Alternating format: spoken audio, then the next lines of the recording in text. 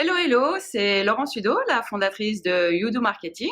Et voilà, aujourd'hui, je voulais vous faire une petite vidéo sur un sujet assez important et qui est aussi la raison pour laquelle j'ai commencé ma propre activité.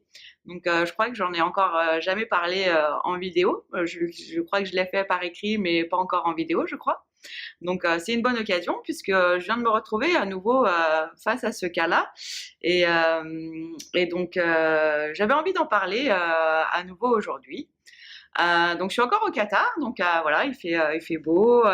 J'ai l'air un petit peu fatiguée parce que j'ai un peu fait la fête hier soir. Mais bon, ça, voilà, je retrouve des amis que j'avais pas vus depuis un certain temps. Donc, bah, il faut profiter aussi hein, des bons moments de la vie. Je suis de retour sur les lieux du crime, comme on dit. Mais non, non, j'ai habité au Qatar pendant 7 ans et donc du coup j'ai encore beaucoup d'amis ici. Ce matin j'ai revu mon ancien boss qui me demande quand est-ce que je reviens et je lui ai répondu que la liberté avait trop bon goût pour revenir travailler comme employé. Ça l'a beaucoup fait rire, mais c'est la vérité. Donc aujourd'hui je voulais parler donc d'un sujet qui a été aussi la raison pour laquelle j'ai commencé mon activité. Donc, je vais vous raconter une petite histoire. C'est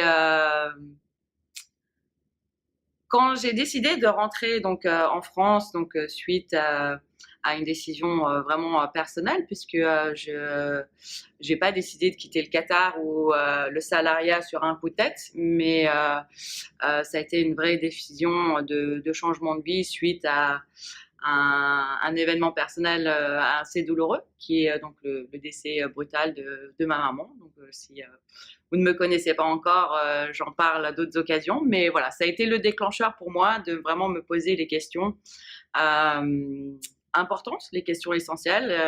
La plus importante, je crois, qui est celle de se demander est-ce que je suis vraiment heureuse? Est-ce que la vie que je mène est vraiment la vie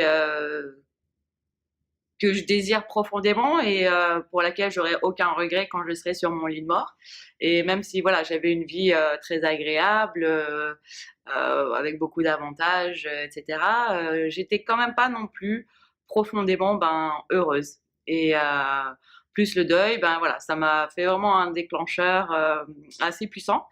Et c'est comme ça voilà que je commençais à me poser les bonnes questions et que je pensais déjà à l'entrepreneuriat depuis un certain temps et donc c'est comme ça que je me suis lancée. Comme j'avais bon un parcours professionnel et des compétences de haut niveau dans le marketing et la communication.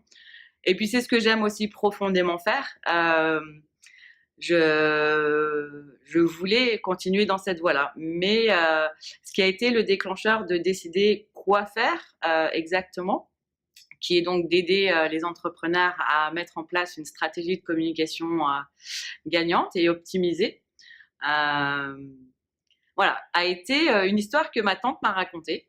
Donc l'été, avant que je rentre, j'avais pris ma décision de rentrer en France, mais voilà, je préparais mon départ. Euh, je devais finir mon contrat encore 5 mois, donc j'ai utilisé ce temps-là pour réfléchir à vraiment mon activité, l'activité de mon entreprise quand je rentrerai en France. Et c'est quand ma tante m'a raconté en fait cette histoire d'une de ses amies que ça a été le déclencheur. Et alors, on dit que l'univers nous donne tous les signes. Je crois que l'univers vraiment me donnait tous les signes à ce moment-là, puisque ça a été la première de pas mal d'histoires, au moins 4 ou 5 que j'ai entendues ensuite à la suite. En l'espace de quelques semaines, j'ai entendu 4 ou 5 histoires similaires, mais celle-ci m'a vraiment marquée parce que je connaissais donc cette amie de ma tante qui vit dans un petit village de Haute-Loire et donc faisait ses produits locaux, donc des bocaux de produits gastronomiques français. C'est une très très bonne cuisinière. Elle avait vraiment très bien travaillé son packaging, des très beaux bocaux. Non seulement c'était bon, mais c'était beau. Et de mon point de vue, ces produits auraient dû être vendus partout dans le monde parce que comme vous savez, la gastronomie française a une réputation mondiale et bon, bah, c'est un de nos points de foire à nous, les petits Frenchies, un des points qu'on nous envie, notre gastronomie. Et pour moi, vraiment, cette amie de ma tante aurait dû n'avoir que du succès et vraiment que du succès. Le seul problème qu'elle a eu, c'est que en fait, elle n'a pas su faire parler d'elle. Elle n'a pas su faire découvrir son produit et le vendre à ses clients potentiels. Et donc ça, c'est vraiment très dommage puisque son entreprise, son produit a fini, alors j'ai une expression pour ça, mais voilà, au cimetière des meilleurs produits du monde dont personne n'a jamais entendu parler. Et donc, c'est vraiment dommage. Il y a beaucoup, malheureusement, d'entrepreneurs qui font des très belles choses, des très beaux produits, qui ont des services absolument géniaux et qui pourraient aider vraiment beaucoup de gens. Pardon, excusez-moi, je suis un petit peu enrouée.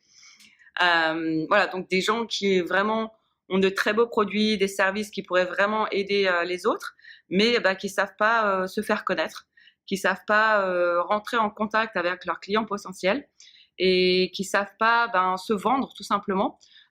Et quand je dis se vendre, c'est pas forcément aller faire du racolage porte à porte, c'est pas aller faire du démarchage à froid, etc. Mais c'est juste savoir attirer à soi ses clients potentiels. C'est acquérir une visibilité et une notoriété. Et c'est pas si compliqué que ça. Alors je sais que quand on n'est pas du tout spécialiste de ce domaine-là, du marketing ou de la communication, ça peut paraître très très compliqué. Je pense qu'il y a vraiment énormément de projets et d'entreprises qui échouent à cause de ça. Et pourtant, c'est pas si compliqué que ça. Et moi, ça a vraiment été cette histoire-là qui m'a touchée et qui m'a vraiment fait décider de rendre service à ces gens-là. Donc, aux entrepreneurs qui se lancent, qui se sont déjà lancés mais qui ne trouvent pas leur public et qui ne trouvent pas leurs clients. Et quand je dis ne trouvent pas, c'est pas ils savent pas où ils sont, mais c'est qu'ils savent pas se mettre en avant de la bonne façon, avec la bonne stratégie. Et donc c'est vraiment ça qui m'a poussée à lancer moi ma propre entreprise, puisque le marketing est une de mes passions dans la vie. J'en ai beaucoup, mais celle-ci, c'est vraiment quelque chose que j'aime faire, que je sais faire et que j'ai envie de partager et que j'ai envie de transmettre parce que ça me fait toujours mal au cœur de voir des gens échouer juste parce qu'ils n'ont pas su faire cette partie-là qui, pour moi, me semble tellement facile et que je peux comprendre semble très compliqué pour d'autres personnes. Mais en même temps, ça ne doit pas être la raison pour laquelle vous échouez. Il n'y a aucune raison que ce soit la raison pour laquelle vous échouez parce que vous pouvez vous faire aider, vous pouvez vous former. Moi, avec Udo Marketing, mon accompagnement se fait sur alors apprendre aux entrepreneurs comment faire eux-mêmes. Je ne veux pas faire le boulot d'agence. Je ne veux pas faire payer les gens pour faire à leur place. Je veux leur apprendre comment faire eux-mêmes avec une stratégie étape par étape, quels outils on doit utiliser, surtout au départ. Il n'y en a pas beaucoup, il suffit d'en maîtriser quelques-uns. Et surtout ne pas utiliser tous les outils, surtout quand on ne s'y connaît pas très bien ou qu'on ne maîtrise pas bien, parce que sinon on perd trop de temps et puis ça devient pénible, ça devient voire même très douloureux pour certains, et c'est pas du tout le but du marketing. Alors, quand je travaille avec mes clients, je fais en sorte qu'ils trouvent la stratégie qui leur correspond. C'est-à-dire, si vous êtes très mauvais à l'écrit, mais vous préférez faire des vidéos, eh bien, on va faire une stratégie sur mesure avec vos propres talents, avec ce que vous aimez faire, ce que vous savez faire. Et ça, c'est très important aussi dans la réussite d'une entreprise.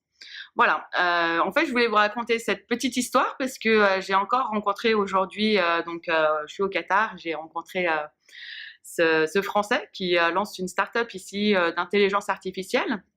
Et donc, on avait rendez-vous ensemble et Il est exactement la personne pour laquelle j'ai commencé mon entreprise, c'est-à-dire qu'il est hyper fort techniquement. Il a créé un produit d'intelligence artificielle qui est absolument phénoménal, qui a le potentiel de révolutionner le monde de la sécurité informatique, mais il ne sait pas du tout faire la communication. Et donc, voilà, on est en négociation. Je vous dirai un peu plus tard s'il devient un de mes clients. Parce qu'il a un autre problème, c'est qu'il ne connaît pas la valeur de ce que peut apporter le marketing et la communication à son entreprise. Et donc, les gens qui ne réalisent pas en fait l'impact et l'importance de ce domaine-là dans le développement de son entreprise, eh ben, sont ceux qui échouent, ceux qui finissent au cimetière des plus beaux produits du monde dont personne n'a jamais su ou entendu parler.